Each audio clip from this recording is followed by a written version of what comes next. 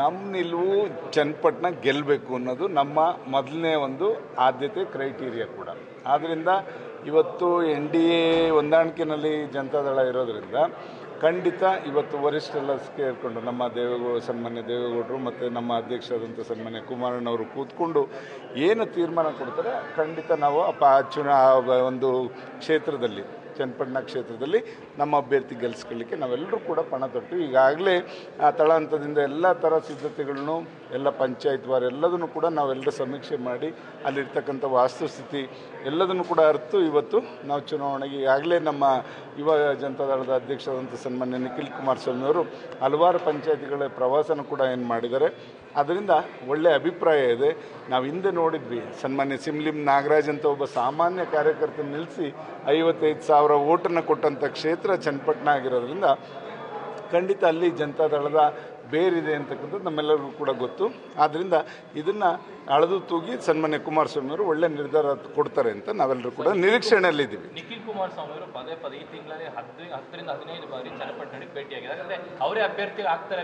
ಇನ್ನೂ ಚುನಾವಣೆ ಪ್ರಾರಂಭ ಆಗಿ ಚುನಾವಣೆ ಮುಗಿಯೋವರೆಗೂ ಕೂಡ ಸತತವಾಗಿ ಅಲ್ಲಿ ಪ್ರವಾಸ ನಾವು ಮತ್ತು ನಿಖಿಲ್ ಕುಮಾರಸ್ವಾಮಿ ಅವರು ಸನ್ಮಾನ್ಯ ಕುಮಾರಸ್ವಾಮಿ ಎಲ್ಲರೂ ಕೂಡ ಚರ್ಚೆ ಮಾಡ್ತೀವಿ. ಯಾಕೆಂದರೆ ಬೈ ಎಲೆಕ್ಷನ್ ಇರೋದ್ರಿಂದ ಅಲ್ಲಿ ಎಲ್ಲರ ಗಮನನೂ ಕೂಡ ಆ ಕಡೆ ಸೆಳೀತಕ್ಕಂಥದ್ದು ಎಲ್ಲ ಪಕ್ಷ ಅದು ಇನ್ನು ನಮ್ಮ ಪಕ್ಷದ ತೀರ್ಮಾನ ಆಗಿಲ್ಲ. ಇನ್ನು ನಮ್ಮ ಪಕ್ಷದಲ್ಲಿ ಅದು ಚರ್ಚೆ ಇನ್ನೂ ಆಗಬೇಕು. ಇವತ್ತು ಸನ್ಮಾನ್ಯ ಏನು ನಮ್ಮ ರಾಜ್ಯಾಧ್ಯಕ್ಷರು ಮತ್ತು ಕೇಂದ್ರ ಸಚಿವರಾದಂಥ ಸನ್ಮಾನ್ಯ ಕುಮಾರಸ್ವಾಮಿ ಅವರು ಇವತ್ತೇನು ಬರ್ತಾ ಇದ್ದಾರೆ ಪಕ್ಷದ ಕಚೇರಿಗೆ ಕೂತ್ಕೊಂಡು ಅದ್ರ ಕೂಡ ಚರ್ಚೆ ಆಗ್ಬೋದು ಅಂತ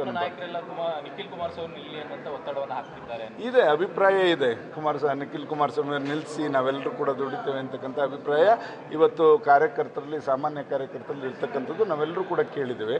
ಆದ್ದರಿಂದ ಪಕ್ಷ ಇವತ್ತು ತೀರ್ಮಾನ ಏನು ತಗೊಳುತ್ತೆ, ನಿಖಿಲ್ ಕುಮಾರಸ್ವಾಮಿ ನಿಲ್ಲಿಸ್ತಾರೋ ಇಲ್ಲ ಬೇರೊಬ್ಬರಿಗೆ ಕೊಡ್ತಾರೋ NDA ಅಭ್ಯರ್ಥಿಗೆ ಯಾರಿಗೆ ಕೊಡ್ತಾರೋ ಅವರೆಲ್ಲರಿಗೂ ನಾವೆಲ್ಲರೂ ದುಡಿತೇವೆ ಅಂತ ಹೇಳಲಿಕ್ಕೆ ಬಯಸ್ತೀವಿ. ಚನ್ನಪಟ್ಟಣದಲ್ಲಿ JDS ಅಭ್ಯರ್ಥಿನ ಬಿಜೆಪಿ ಅಭ್ಯರ್ಥಿ ಅದು ಏನಾಗಿದೆ NDA ಅಭ್ಯರ್ಥಿ ಖಂಡಿತ ಕೂಡ ಆಗ್ತಾರೆ. 3 ಕ್ಷೇತ್ರದಲ್ಲಿ 2 ಪಕ್ಷದಿಂದ ಒಟ್ಟಾಗಿ ಒಮ್ಮತದ ಅಭ್ಯರ್ಥಿಗಳನ್ನ ಖಂಡಿತ ಕಣಕ್ಕಿಳಿಸಿ 3 ಕ್ಷೇತ್ರದಲ್ಲೂ ಕೂಡ ಗೆಲ್ಲಲಿಕ್ಕೆ ನಾವು ಶ್ರಮವನ್ನು ಹಾಕ್ತೇವೆ.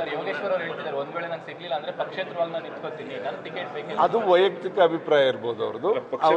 ಅವರ ಪಕ್ಷದ ನಾಯಕರೇ ಕೂಡ ಹಾಗಾದ್ರೆ ಇವರೆಲ್ಲ ಕೂತ್ಕೊಂಡು ಒಂದು ಒಳ್ಳೆ ತೀರ್ಮಾನಕ್ಕೆ ಬರ್ಬೋದು ಅಂತ ನಾವು ನಿರೀಕ್ಷಣೆಯಲ್ಲಿದ್ದೀವಿ.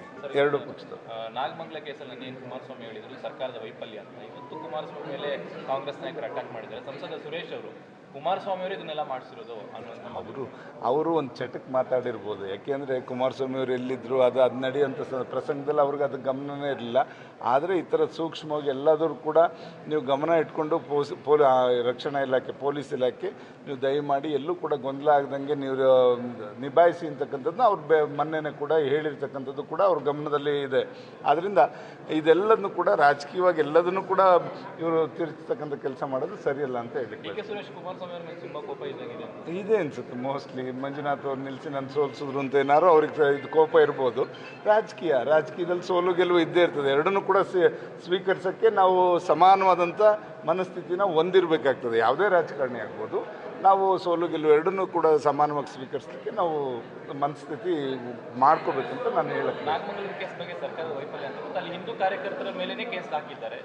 ಈಗ ಹಿಂದೂ ಮುಸ್ಲಿಂ ಅಂತ ಅಲ್ಲ, ಅಲ್ಲಿ ಸನ್ನಿವೇಶ ಉದ್ಭವ ಆಗಲಿಕ್ಕೆ ಕಾರಣ ಏನಾಯಿತು ಅದನ್ನು ಸರಿಪಡಿಸಿ ಅಲ್ಲಿ ಪರಿಸ್ಥಿತಿನ ತಿಳಿಗೊಳಿಸುವಂಥ ಕೆಲಸ ಇವತ್ತು ತಾಲೂಕು ಆಡಳಿತ ಮತ್ತು ಜಿಲ್ಲಾಡಳಿತ ಮಾಡಬೇಕು ಅಂತ ನಾನು ಈ ಸಂದರ್ಭದಲ್ಲಿ ಆಗ್ರಹಿಸಕ್ಕೆ ಬಯಸ್ತೀನಿ. ಪರಮೇಶ್ವರ್ ಕೂಡ ಆಕಸ್ಮಿಕ ಘಟನೆ ಇದು, ಸಣ್ಣ ಘಟನೆ ಅಂತ ಹೇಳಿ ಅದೇನಾಗ್ತದೆ, ಸನ್ನಿವೇಶಗಳು ಉದ್ಭವ ಆಗಲಿಕ್ಕೆ ಇವರ ಒಂದು ರಕ್ಷಣೆನೇ ವೈಫಲ್ಯ, ಅದರಿಂದನೇ ಆಗ್ಲಿಕ್ಕೆ ಸಾಧ್ಯ. ಈ ಪೊಲೀಸ್ನವರು ಅಲ್ಲಿ ಸರಿಯಾದ ರೀತಿಯಲ್ಲಿ ಎಲ್ಲ ರೀತಿಯ ಅಲ್ಲಿ ಎಷ್ಟು ಜನ ಸೇರ್ತಾರೆ ಅದನ್ನೆಲ್ಲದನ್ನು ಕೂಡ ಇವರು ಮೊದಲೇ ಇದನ್ನು ಗಮನದಲ್ಲಿ ಇಟ್ಕೊಂಡು ವ್ಯವಸ್ಥೆ ಮಾಡಿದ್ರೆ ಖಂಡಿತ ಈ ರೀತಿ ಪ್ರಸಂಗಗಳು ಉದ್ಭವ ಆಗಲ್ಲ. ಸಹಜವಾಗಿ ಇಲಾಖೆ ವೈಫಲ್ಯ, ರಕ್ಷಣಾ ಇಲಾಖೆ ವೈಫಲ್ಯ. ನ್ಯೂಸ್ ಫಸ್ಟ್ ನಿರ್ಭೀತಿಯಿಂದ ನಿಮ್ಮ ಪರವಾಗಿ.